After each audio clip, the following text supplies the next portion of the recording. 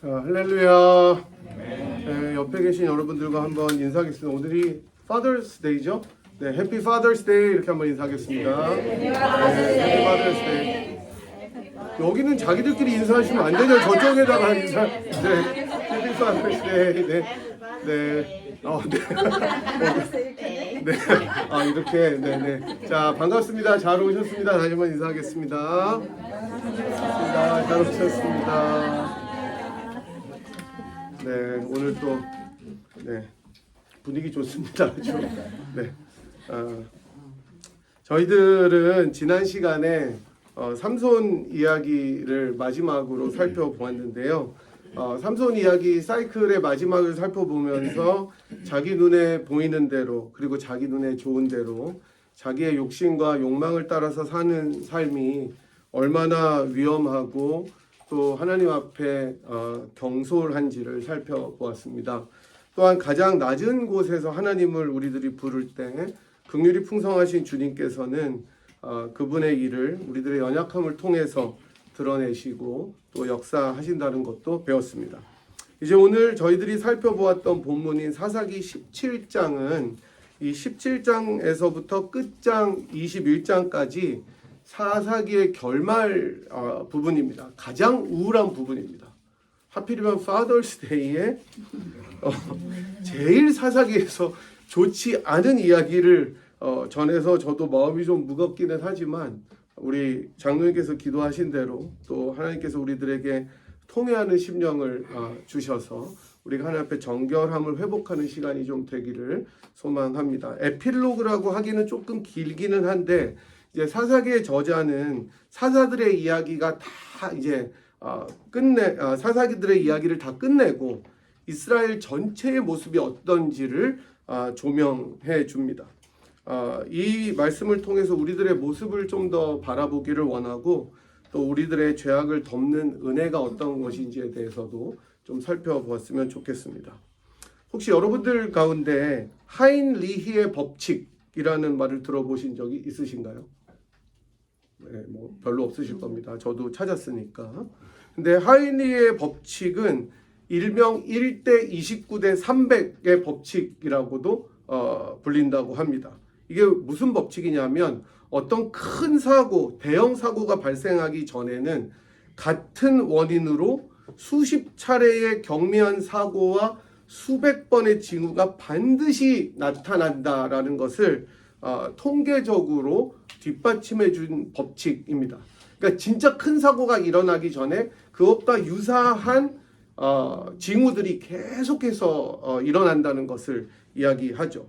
그래서 이 법칙을 만든 사람이 허버트 하인리히라는 사람이었는데 이 사람은 한 보험사에 근무하던 사람이었습니다. 엔지니어링 및 손실 통제 부서에 근무하고 있었는데 이 사람은 이제 자기가 당연히 손실 통제 부서에 근무하다 보니까 업무 성격상 엄청나게 많은 사고의 통계를 접했던 사람이었습니다. 그래서 이렇게 산업의 재해들에 대해서 사례 분석을 하면서 하나의 통계적인 법칙을 발견하였는데 그게 바로 이 하인리히의 법칙입니다. 그래서 1931년에 책을 냈습니다. 그래서 아까도 말씀드린 것처럼 산업 재해가 발생해서 사망자가 한 명이 나오면 그 전에 같은 원인으로 발생한 경상자가 가벼운 부상자가 29명이 있었다는 거예요. 그리고 같은 원인으로 부상은 당하지 않았지만 부상을 당할 뻔한 잠재적인 부상자가 300명이 있었다. 이것을 통계적으로 알아냈습니다. 그러니까 큰 재해와 작은 재해 그리고 사소한 사고의 발생 비율이 아까 말씀드린 것처럼 1대 29대 300이라는 것이죠. 여기서 중요한 것은 숫자 자체가 아니라 산업 재해 자체와 그 징후가 나타나는 비율이라고 합니다. 그래서 대부분의 참사가 큰 사고가 사전에 예방할 수 있는 원인을 파악하지 못하고 수정하지 못하고 무시했기 때문에 일어난다는 것을 알려주는 것이죠. 지난번 우리나라 보면은 뭐 삼풍백화죠, 그죠? 사실은 얼마든지 경미한 징후들이 있었는데 괜찮겠지 하고 다 넘어가는 거였습니다. 그래서 큰 사고가 있기 전에 징후들은 있고 건강에서도 마찬가지죠. 큰 병이 바로 찾아오는 경우는 거의 없고 대부분 증상이 경미해서 무시하다가 병원을 갔더니 엄마야 큰일이다. 이렇게 되는 경우들이 많다는 것입니다. 그래서 오늘 저희가 살펴봤던 사사기 본문은 어떻게 보면 신앙의 하인리 법칙이라고 볼 수 있을 것 같습니다. 왜냐하면 이스라엘은 하나님께서 여러 경고들을 계속해서 신명기를 통해서 주셨음에도 불구하고 다 무시하고 또 어떨 때는 세속에 빠져 있을 때도 하나님께서 끊임없이 경고하셨는데도 또 다시 돌아가면서 마침내 오늘 사사기 17장에서부터 시작되는 큰 참사를 경험했기 때문이었습니다. 어쩌면 교회들도 이럴 수 있다는 겁니다. 수많은 징후들이 계속 있어요. 가정에서도 불화의 징후들, 그 다음에 교회가 타락하는 징후들 있는데 무시하고 점검하고 넘어가지 않았다가 결국은 큰 하나님 앞에 죄를 범하는 경우를 많이 보게 되기 때문입니다. 저희들이 지금까지 사사들의 이 사이클을 보면서 이스라엘뿐만 아니라 사사들, 즉 지도자였던 사사들까지도 가나안의 문화와 종교에 젖어서 하나님께서 경고하셨던 일들을 망각하고 살아갔던 것을 보았습니다. 그 중에 최악이 삼손이었죠. 삼손은 이스라엘을 구원하였다라는 말이 나오지가 않습니다. 사사들을 통해서. 오늘 본문부터 이어지는 사사기 결말에서는 이제 이스라엘의 보편적인 삶을 다룹니다. 즉 일반인들의 일상의 삶 속에서도 얼마나 심각한 죄악들이 스며들고 나타나는지, 그래서 심지어 자기들이 어떤 죄를 짓는지도 모른 채 살아가는 모습을 보여주면서 사사기를 끝맺고 있는 것이죠. 그 처음 이야기를 여는 사람이 바로 미가입니다. 그리고 미가의 집안 이야기입니다. 17장은 크게 두 부분으로 나누어서 볼 수 있는데 1절부터 6절까지는 미가의 집안 이야기입니다. 미가와 자기 집안의 이야기. 그리고 7절부터 13절은 미가와 레위 제사장의 이야기가 나옵니다. 본문은 먼저 미가라는 사람을 소개하면서 시작합니다. 에브라임 산지에 미가라 이름하는 사람이 있었는데 얘를 잘 보니까 도덕적으로도 질이 좋지 않은 사람이었던 것 같습니다. 2절을 여러분이 자세히 보시면 미가가 자기 어머니에게 잘못을 고백하는 장면이 나옵니다. 2절을 제가 다시 읽어드리겠습니다. 그의 어머니에게 이르되 어머니께서 은 1,100을 잃어버리셨으므로 저주하시고 내 귀에서도 말씀하셨더니 보소서 그 은이 내게 있나이다. 내가 그것을 가졌나이다 하니 그의 어머니가 이르되 내 아들이 여호와께 복받기를 원하노라 하니라. 이 2절만 읽어봐도 이 집안이 얼마나 황당한 집안인지 알 수가 있습니다. 일단 미가는 자기 어머니의 돈 은 1,100을 몰래 훔쳤습니다. 지금으로 뭐 따지면 한국 돈으로 한 4천만 원 정도 된다고 하니까 3만 5천 불 이상 정도 되는 것을 훔친 거죠. 어머니의 쌈짓돈을 훔쳤습니다. 그런데 그 돈을 잃어버린 어머니가 뭐 욕을 하면서 했겠죠. 돈 훔친 사람을 저주합니다. 여호와의 이름으로 저주합니다. 그래서 이것을 들었어요. 미가가. 자기 엄마가 이 돈 훔친 놈이 저주받기를 원하노라 하는 거를 듣고 찔렸던지 아니면 겁이 났든지 다시 그 돈을 자기 어머니에게 갖다 주면서 저주를 면하려고 하는 겁니다. 아마 미가의 어머니는 제가 조금 전에 말씀드린 것처럼 이스라엘 사람들이 통상적으로 그랬던 것처럼 여호와의 이름으로 맹세하면서 저주했을 것입니다. 여호와의 이름으로 맹세하노니 내 돈을 훔친 자는 여호와께 저주를 받을지어다. 이렇게 아마 저주했을 것입니다. 이 저주를 미가가 들었고 미가는 그래도 기독교 집안이니까, 그죠? 당시에 하나님을 믿는 집안이니까 두려웠을 것입니다. 물론 아예 안 가져다 놓고 계속 거짓으로 있는 것보다는 나을지 모르지만 만약 저주를 듣지 않았다면 분명히 침묵했을 것이라는 암시를 본문에서 읽을 수가 있는 것입니다. 거기다가 레위기 6장 1절에서 6절까지의 규례에는 원래 돈을 훔친 자는 이자 5분의 1을 더해서 원금을 돌려주게 되어 있었습니다. 이게 율법이었습니다. 근데 그리고 그 다음에 뭘 해야 되면 여호와께 속건제를 드렸어야 됐어요. 이게 도둑질한 자의 갚는 배상 방법이었습니다. 그런데 그렇게 뭐 하지도 않았어요. 이런 모습은 전혀 나오지 않습니다. 그런데 거기에 미가의 어머니는 한술 더 뜹니다. 도리어 자기 아들을 축복해요. 축복합니다. 너가 여호와께 속건제를 드리고 원금을 내라. 이렇게 원금 플러스 이자를 드려야 한다라고 이야기하지 않고 아들을 막 축복을 합니다. 조지 워싱턴도 아니잖아요. 그죠? 벚나무를 제가 찍었어요. 그럴 때 내 아들아. 이렇게 그게 아니에요. 여기서. 도리어 자기 아들을 축복하고 심지어 자기 아들을 위한 신상, 우상을 만들기 위해서 은을 여호와께 드린다고 이야기합니다. 거기다가 여호와께 이것을 다 드린다고 해놓고 4절에 보니까 은 200으로 신상을 부어 만들게 하니까 나머지는 어디 갔습니까? In my pocket입니다. 자기가 다 가진 겁니다. 돈 훔친 아들을 기특하게 여긴 건지 아니면은 드라마처럼 금쪽 같은 내 새끼인지 모르지만 미가의 어머니는 신상을 아들을 위해서 만듭니다. 계속 여호와 여호와라는 말을 하는 것으로 보아서 아마 이 신상은 여호와 하나님을 형상화한 것으로 보입니다.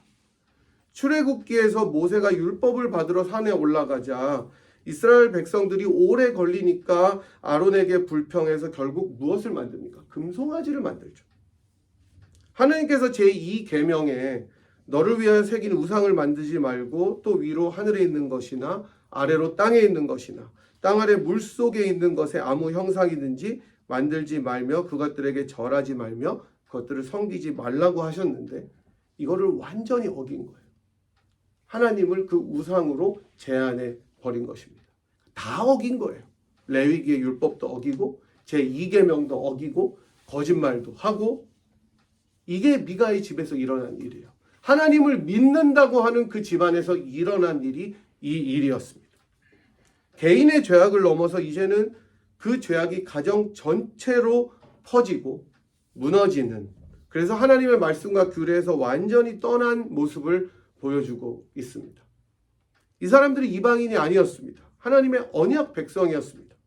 그러니까 지금으로 말하면 우리같이 예수 믿는다고 하는 교인들의 집안에서 이런 일들이 일어났던 것이었고 이 사람들은 크리스찬 가정이었던 거예요.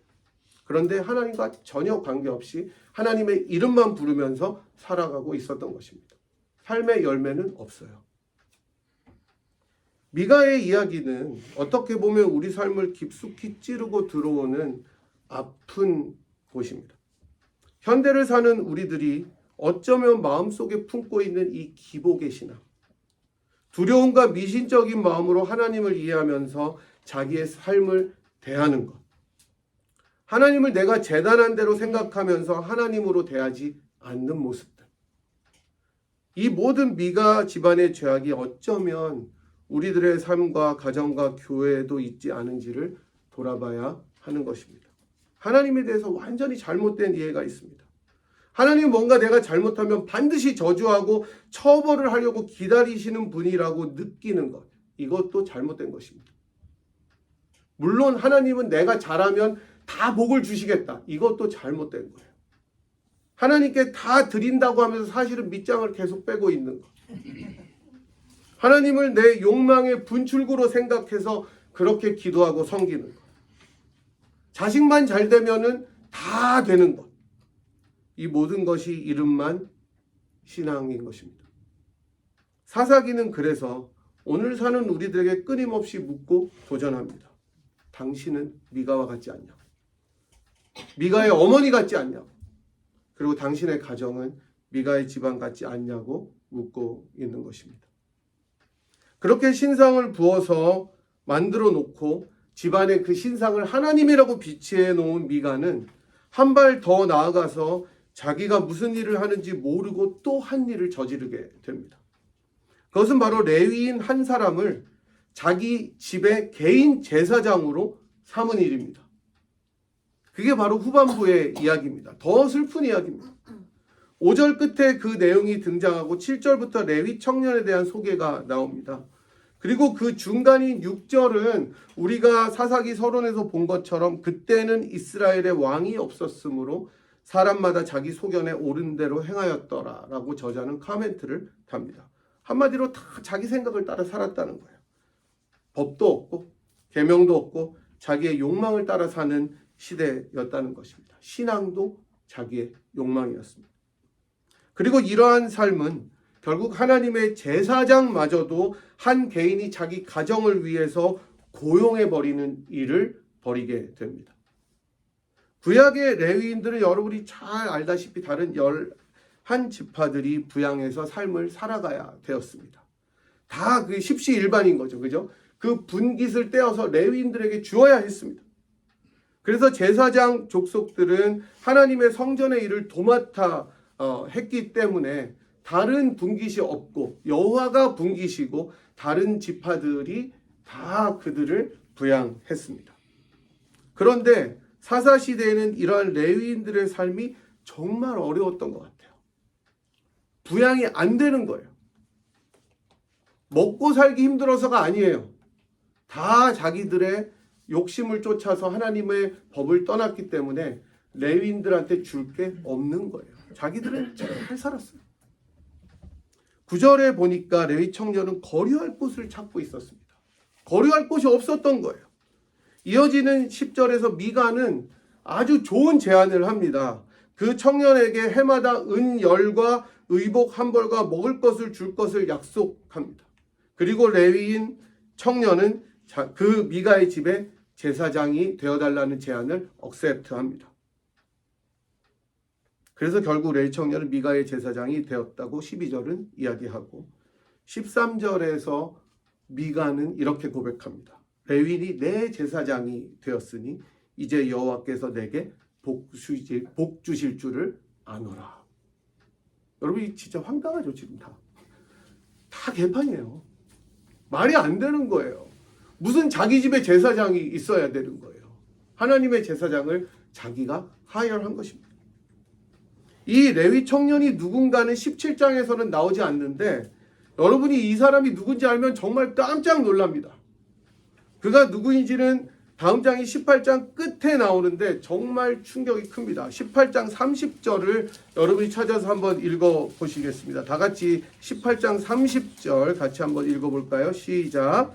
단 자손이 자기들을 위하여 그 새긴 신상을 세웠고 모세의 손자요 게르솜의 아들인 요나단과 그의 자손은 단 지파의 제사장이 되어 그 땅 백성이 사로잡히는 날까지 이르렀더라. 그렇습니다, 여러분. 이 레위 청년이 누구냐? 모세의 손자였어요. 모세의 손자요. 아론 계열의 대제사장은 아니었을지라도 레위인으로 성전을 섬겼던 사람이었고 그 할아버지가 누구라고요? 모세예요, 모세.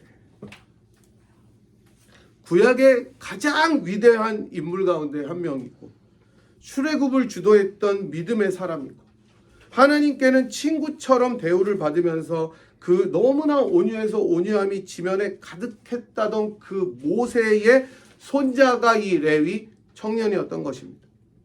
불과 3대에 이르러서 믿음이 끝난 거예요. 물론 하나님을 믿습니다. 제사 직분을 행하기도 합니다. 하지만 완전히 자기 정체를 잃어버린 채로 의식주를 책임져 준다는 제안에 이제 한 개인의 집에 제사장으로 눌러앉게 되어버립니다. 그리고 다음 장인 18장에 가면 조금 더 큰 곳에서 스카웃이 옵니다. 단 지파예요. 이번에는 한 개인이 아니라 한 트라이브, 그 한 지파에서 스카웃이 와요. 너가 개인의 집에 제사장으로 있는 것보다 지파의 제사장으로 있는 게 낫지 않겠냐라고 하니까 오케이. 스카웃 제안에 또 자기가 응합니다. 모세의 집안이 이렇게 되었습니다. 여러분 미가의 집과는 최소한 달라야 되잖아요. 여기에 믿음과 신앙의 전수가 얼마나 중요한지를 알게 됩니다. 윗대의 신앙과 믿음이 아무리 좋아도 그 수많은 헌신과 열정과 수고가 있어도 그 신앙이 내려가지 않고 이렇게 막혀버리면 얼마나 비극적인 결과를 초래하는지 보여주는 것이 사사기 17장입니다.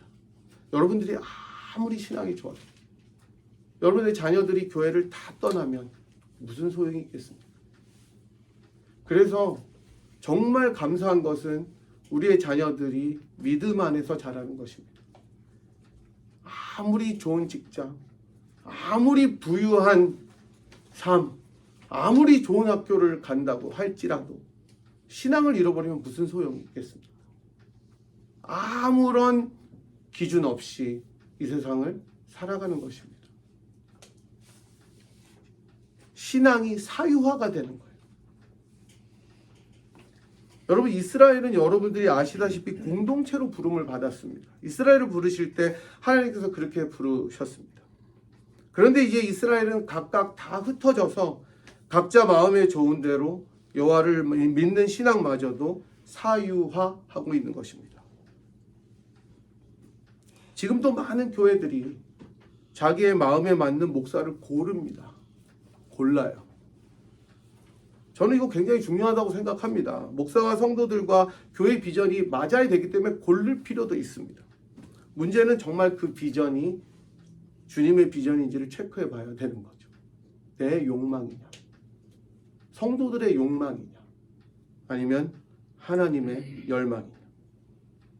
어느 누구라도 자기의 욕망대로 비전을 설정하고 그렇게 상대방을 대하면서 신앙을 사유화하면 그것은 바로 오늘 미가와 모세의 손자 요나단의 결탁과 전혀 다를 것이 없는 것입니다.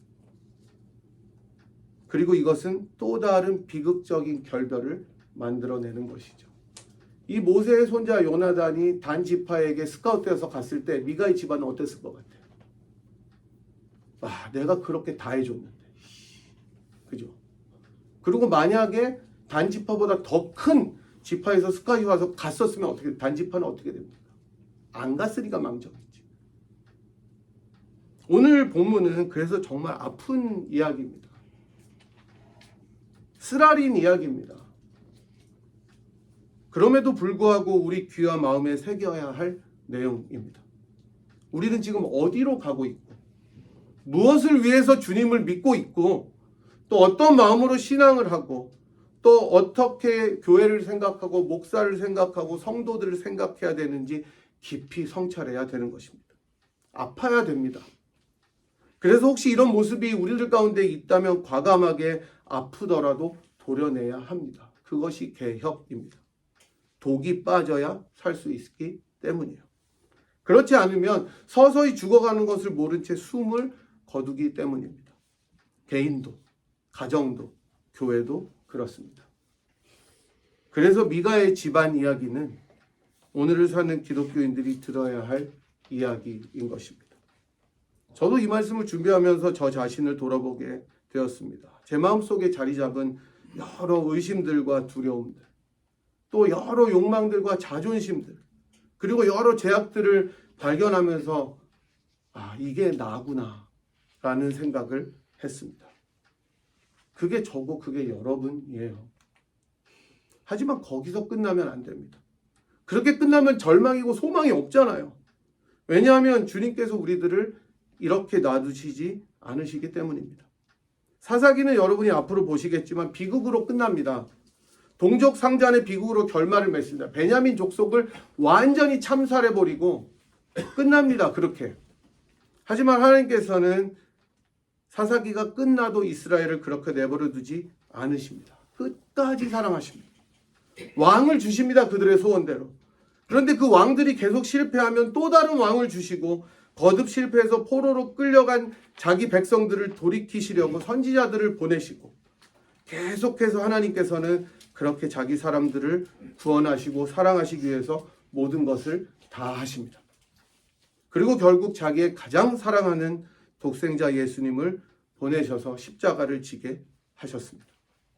죄악과 욕망과 연약함과 약함으로 뭉쳐버린 인생들을 위해서 그렇게 하셨습니다.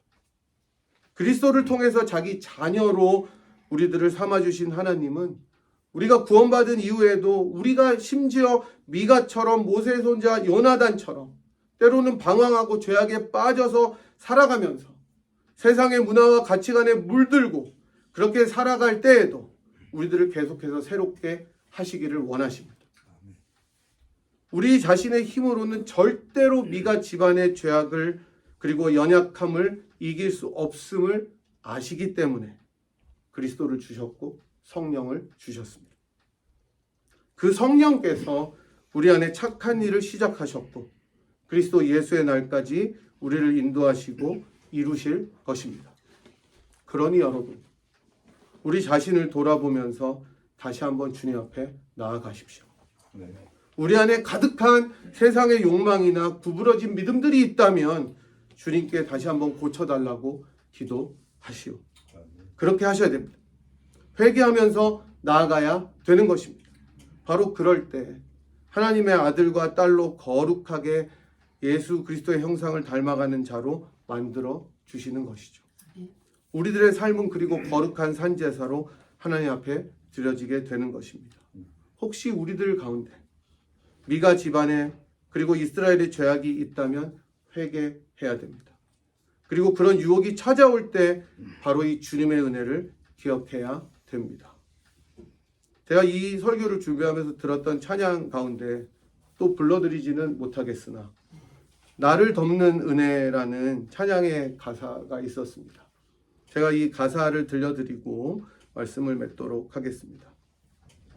나를 덮는 은혜라는 찬양인데요. 죄 많은 나의 모습 속에서 주님을 기억하네. 주를 떠나 방황하는 날 그대로 용납하셨네. 주님만 마음에 새기네. 내 안에 물든 세상을 벗고 포기를 선택하네. 주님 내가 무엇이기에 자신을 버리셨는지 거룩한 주님만 섬기네. 나를 묶는 죄가 더 이상 나를 묶지 못하고 주 십자가 나를 자유케 하네. 나를 덮는 은혜 영원토록 변함없으신 주 사랑이 나를 새롭게 하네. 여러분, 죄악보다 그리고 사망보다 더 크신 우리 주님의 은혜를 기억하시면서 살아가십시다.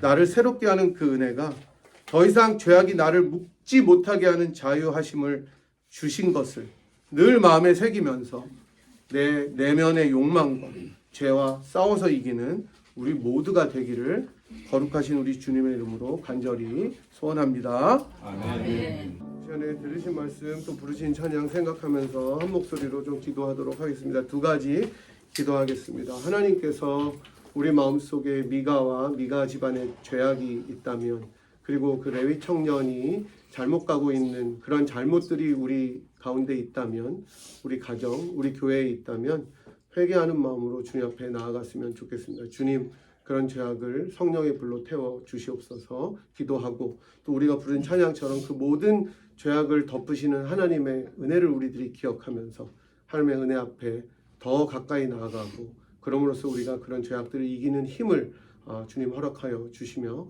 또 살아가게 인도하여 주시옵소서. 두 가지 기도 제목으로 합심하여 한번 기도하도록 하겠습니다. 하나님 아버지, 이스라엘은 왕이 없어서가 아니라 하나님이 계시지 않아서 모든 죄악으로 나아갔던 것을 저희들이 기억합니다. 어쩌면 저희들의 마음속에도 하나님이 없는데 하나님을 믿는다고 말하며 살아가고 있지 않은지 주님 돌아보게 됩니다. 하나님, 미가 집안의 죄악이, 미가의 죄악이, 또 요나단의 죄악이 저희들의 삶 속에도 깊이 배어 있다면 하나님 성령의 불로 그것을 태워 주시옵시고 진정 회개하며 통회하는 마음으로 주 앞에 나아갈 수 있는 인생이 되도록 은혜 베풀어 주시옵소서. 하나님, 이 모든 것을 위하여 이 죄를 덮고 은혜로 채워주시기 위하여 그리스도께서 오신 것을 다시 한번 기억하면서 측량할 수 없는 하나님의 사랑을 매일매일 기억하며 십자가 앞으로 나아갈 수 있는 인생들이 되도록 인도하여 주시옵시고 그리할 때 이 모든 죄악들을 이기며 하나님의 영광을 위하여 살아가는 인생이 될 줄 믿사오니 주님 우리를 불쌍히 여기시고 다시 한번 새롭게 하여 주시옵소서. 그리함으로 이 세상과 결별하고 하나님의 손을 붙잡고 인생의 여정을 힘차게 달려가는 우리의 인생이 되도록 은혜 베풀어 주시옵소서. 아멘. 지금은 우리를 위하여 자기 몸을 기꺼이 드리시고 하나님의 아들과 딸로 삼아주신 우리 구주 예수 그리스도의 무한하신 은혜와 그 아들을 아끼지 아니하시고 우리 모두를 위하여 기꺼이 내어주신 하나님 아버지의 극진하신 사랑하심과 성령 하나님의 위로 교통 충만하심이 그 크신 하나님의 사랑과 은혜를 기억하면서 우리들의 모든 죄악을 날마다 애통함으로 회개하고 주님 따라 살기로 결단하고 돌아가는 이 자리에 함께한 주의 백성들 한 분 한 분 머리머리 위에와 또 사랑하는 분야의 재단 위에 지금부터 영원토록 함께 하시기를 간절히 축원하옵나이다. 아멘.